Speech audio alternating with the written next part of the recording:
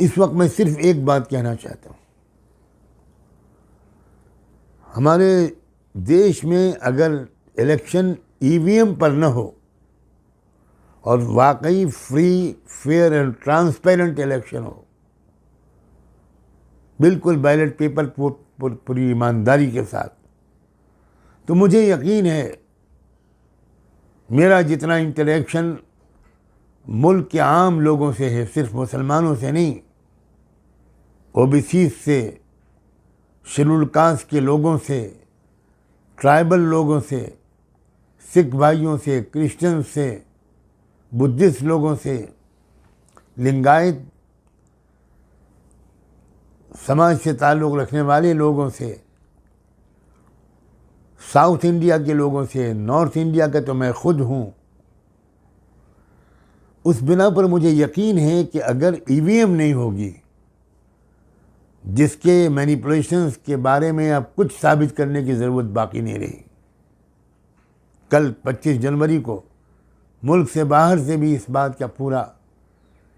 राज खोल दिया गया है कि किस तरह ईवीएम में गड़बड़ी होती है। अब मैं उन तमाम लोगों के साथ अपनी आवाज़ मिलाना चाहता हूँ जो इस एक मुद्दे को मेन मुद्दा बनाकर ईवीएम के ख़िलाफ़ पूरे मुल्क में तहरीक चला रहे हैं, वो कोई भी हों। मुझे आज ये मालूम हुआ कि बामसेफ और भारत मुक्ति मोर्चा के सदर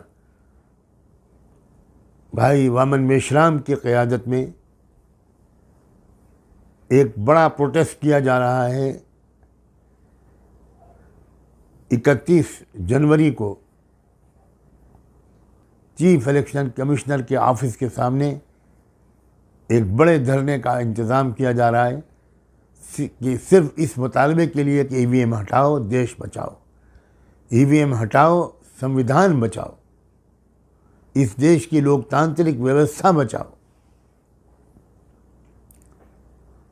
मैं ये अपील करना चाहता हूँ विशेषकर ख़ासकर दिल्ली के मुसलमानों से और दिल्ली के आसपास मगरबी उत्तर प्रदेश में के मुसलमानों से कि वो बड़ी तादाद में इस प्रोग्राम में शरीक हों, इसको कामयाब बनाएं, इसको इफ़ेक्टिव बनाएं। और इस मौके पर मैं अपनी इस तमन्ना का भी इजहार करना चाहता हूँ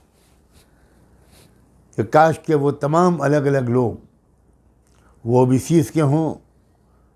अक़लियतों माइनॉरिटीज़ के हों,